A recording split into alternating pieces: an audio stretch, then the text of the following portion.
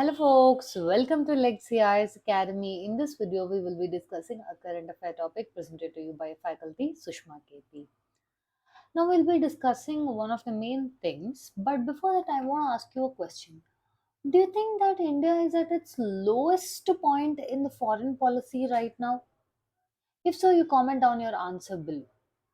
Before we enter into the video, one of the main things we will be trying to answer or let's say decode in this video together is really India in its lowest point in foreign policy? And second is why exactly are we feeling like India probably might be in its lowest foreign policy moment? So we will be decoding these questions. Alright. Now before we enter further, I want to take a mention here as to let's see certain wins, as in what exactly are the points where we feel like lowest point, or what are some of the flash points, that is highlighting moments. Now just if I have to, let's say on top of my head, what comes is, let's say, notable wins. What are the notable wins we had recent year? Your African Union joining your G20, new FTAs were signed, and we have defense exports which have increased. Right? So if these are the goods wins, now there are also certain low points. Or otherwise, with respect to the points that are the reason why we are discussing this video. One thing could be your unresolved LAC, line of actual control, and Red Sea spillover issues. Alongside this, we also have with your tariff for CBAM pressures, that is your carbon pricing pressures, and we also have Pakistan flare-ups, that is your Pahalgam terror attack. Right. So amidst all this, we are there.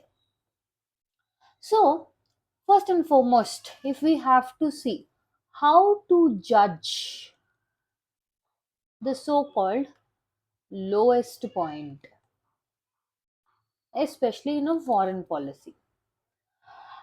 See, now we can say something with respect to if a country is facing a low point means we have to see what are the security issues it's having, what are the neighborhood outcomes it is facing, how is that particular country, in this case India, balancing between the great powers, what are the any recent FTAs that have been signed, how is the energy security, and also multilateral organizations or recent soft powers.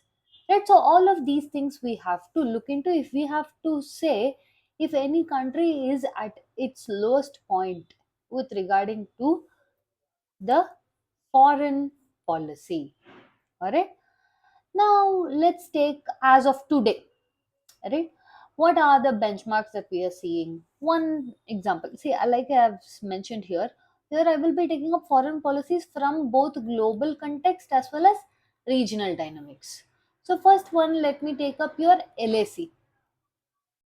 Your LAC pay, we see a lot of unresolved friction where we are constantly move towards fair, reasonable, mutually acceptable solution. This has been constantly been on speaking, but it is not yet visualized. Then again, when we say neighborhood tensions, first and foremost, we will bring in Pakistan and its constant issue about cross-border terrorism, how India was the latest victim with Pahalgam terror attack, where we had to carry out Operation Sindoor, right? And also we have reached a ceasefire, which is also remaining very fragile. Now, if we see with respect to economic aspects, this I'm just trying to bring in topics which are off the top. In depth, we will go in the course of the video. Okay, and then we will also see with respect to economic or trade. A lot of FTA deals were signed. EFTA, European FTAs were signed.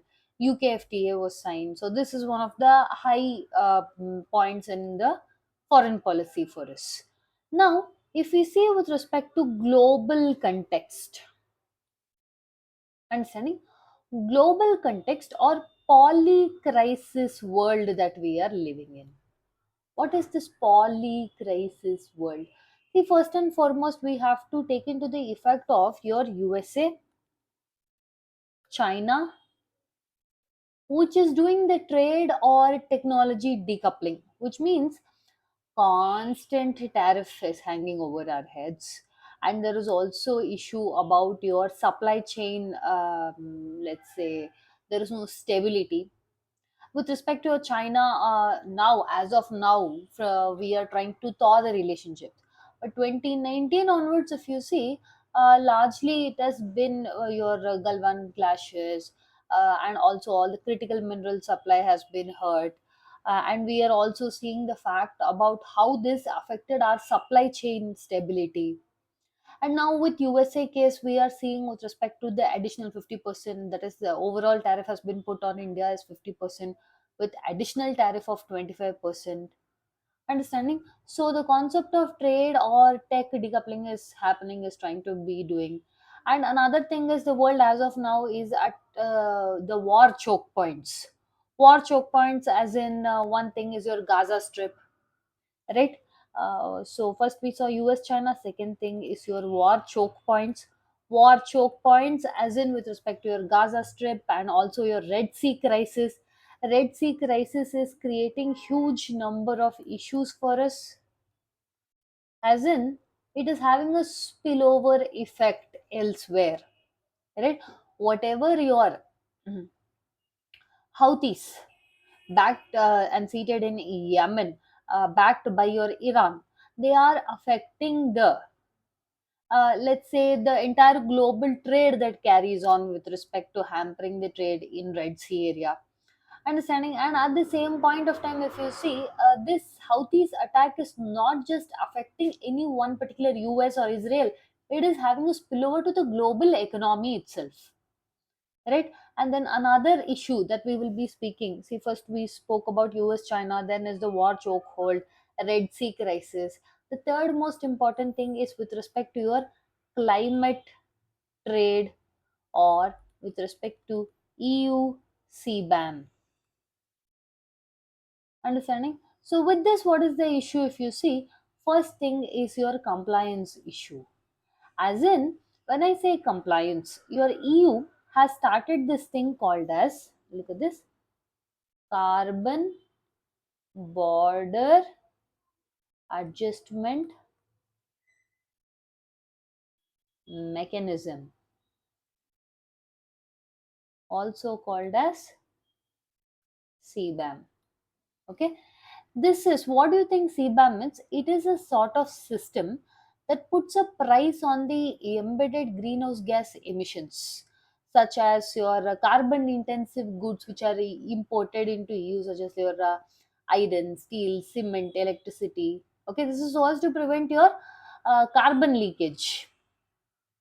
Okay, so amidst these things happening, all right, so we can say yes, to an extent there has been issues which have not been at the very best interest. We can tell that.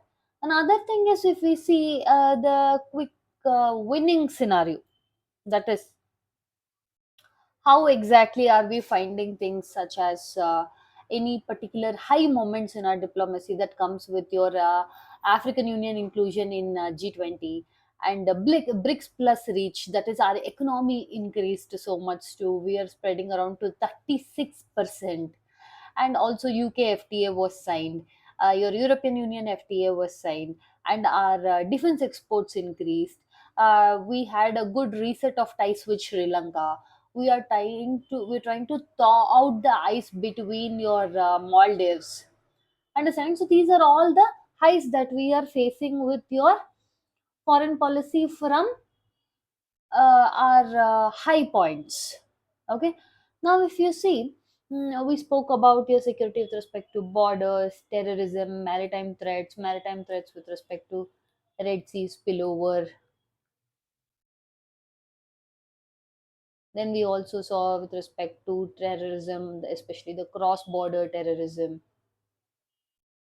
Yes, and we signed FTAs with your European Union, UK, US cut tariffs, and this is your CBAM, right? G20 and inclusion of African Union, BRICS plus 36 percentage reach, right? The diaspora is especially in Canada, that is post 2025 onwards, the diaspora is the one that is playing a huge deal for us.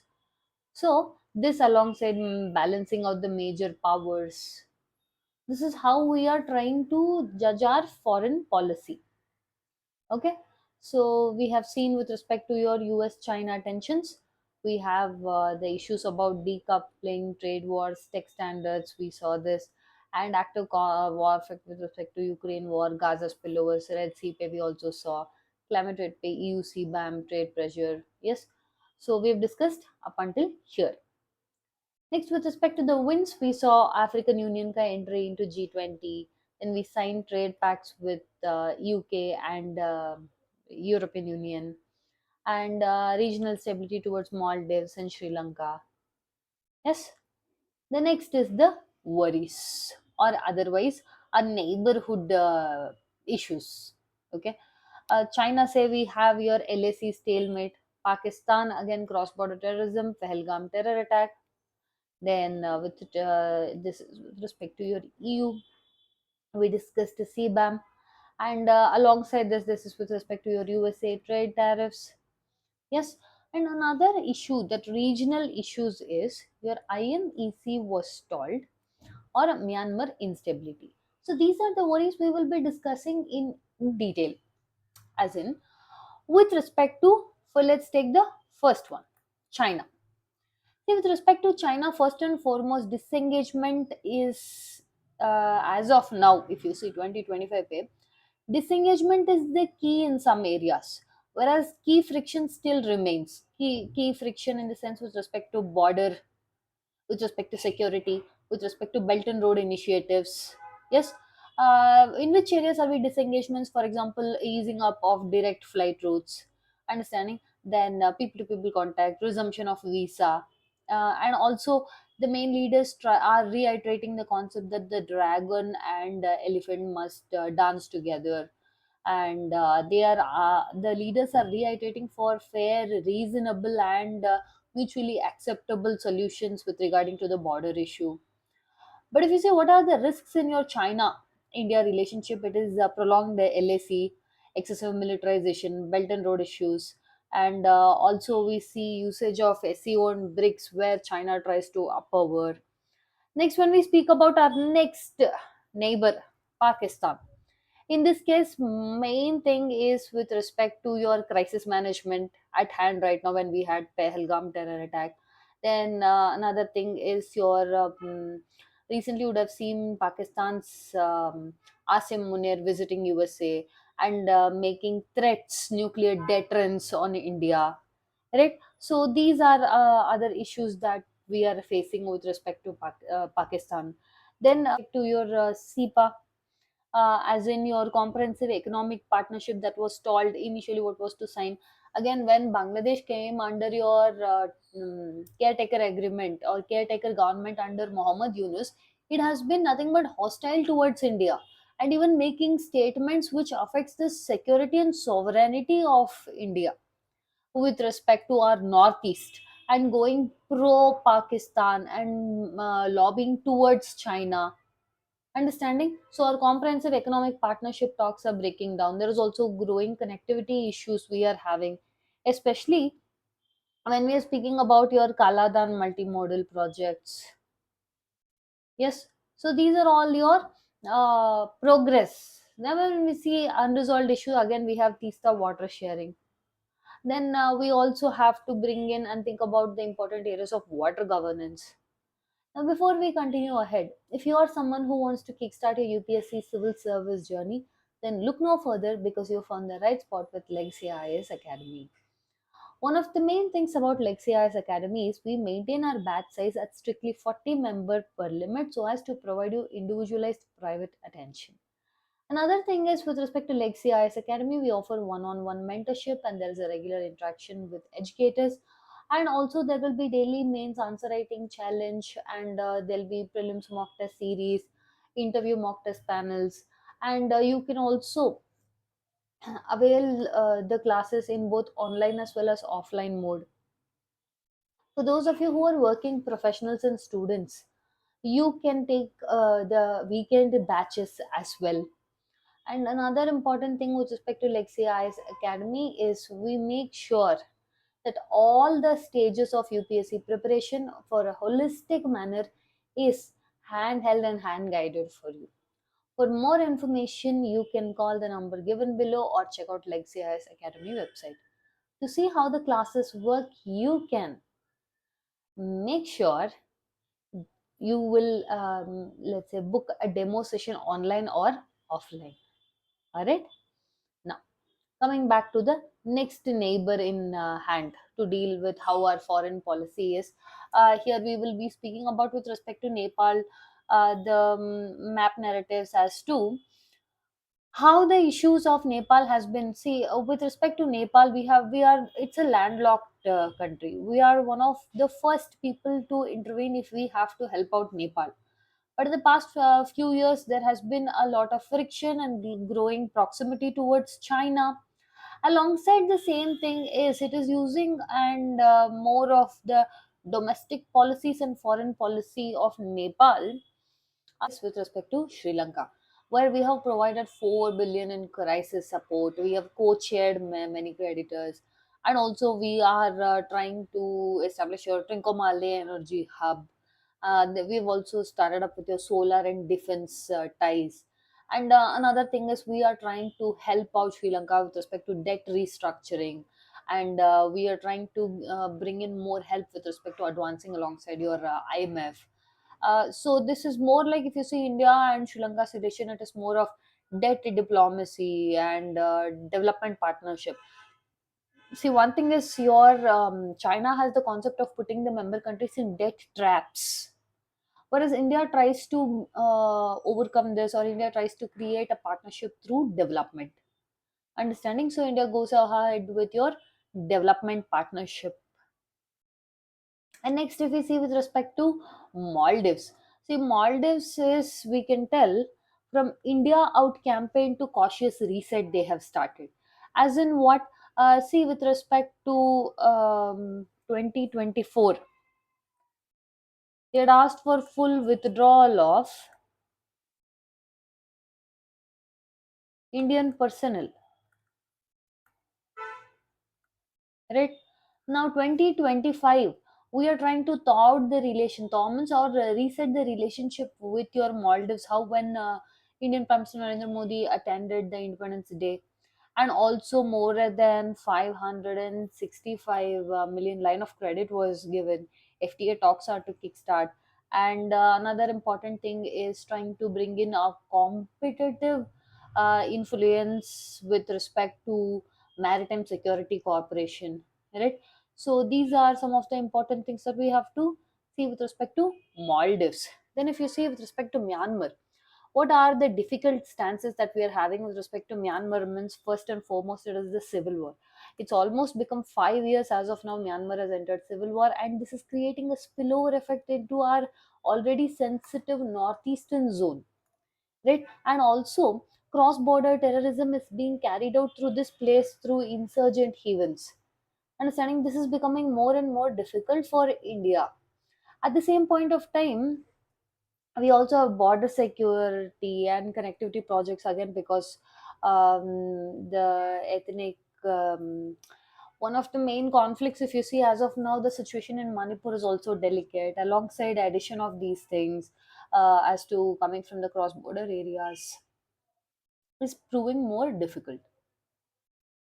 Tries to manage its major power equations. First and foremost, if you see with respect to United States, it is a quad partnership for your Indo-Pacific region security. Right. Another thing is with respect to your tariff tensions. Your US as of now has imposed a 50% tariffs on India. As of on anyone, it has imposed the highest it has been imposed is on India, and this is inclusive of the 25% additional tariffs that has been imposed on India because of India's purchase of Russian oil. Another thing is with respect to your USA is not an all-weather friend, that is very much known. But at the same point of time, it has ruined so much long efforts that has been carried forward in the past couple years that has happened. Understanding? And your US, if it tries to serve any purpose, it will be its own self purpose only. Next, if we see major power with respect to Russia, first and foremost is discounted oil ever since the 2022 when the Russia Ukraine war began, right? From that point of time. And now, with increasing tariffs, Russia is even offered to give even more discounts. Understanding, and for a developing nation, for let's say energy deficient nation, now we are the one of the top 5 growing economies. Any amount of energy is not enough for us at this point of time. This provides the economic lifeline to us. And with Russia opening up its economy in the sense opening up its market for us to reduce the sting of your US tariffs, this will again be a all weather time tested friendship. But again, here the payment challenges, where for example the BRICS member countries, if they try to move towards de-dollarization, the US president has more of threatened for 100% tariffs. Okay, we're trying to manage rupee ruble with respect to your Russia relations. Next, if you see with respect to your Europe, European trade agreements, your EU FTA is still pending. Understanding, one of the main things if you see about your, let's take European Union, one is the compliance cost.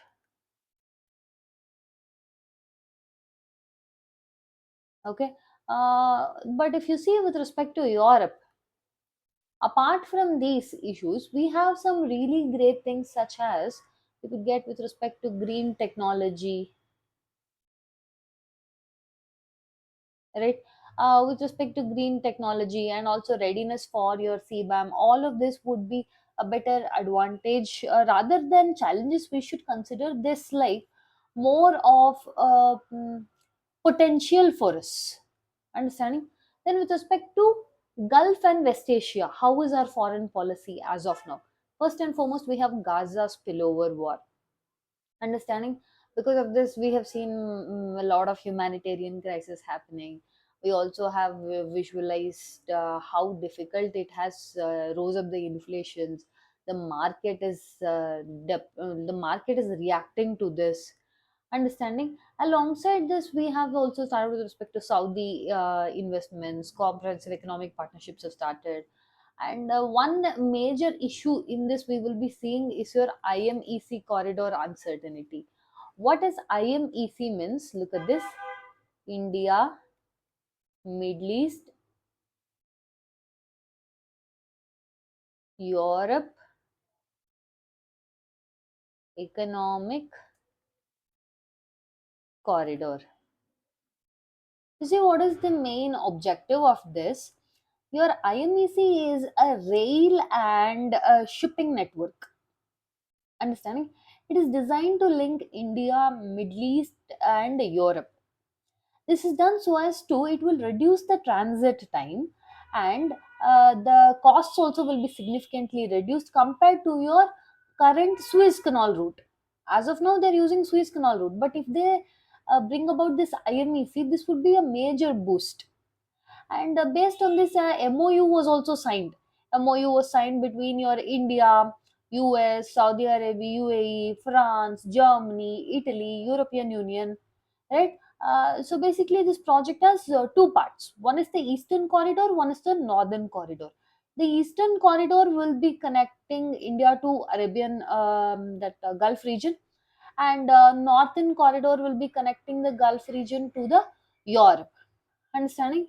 In addition to this, a lot of infrastructure also was planned with respect to electricity, right? But after this was announced, within just few months, the region entered into uncertainty because of your war.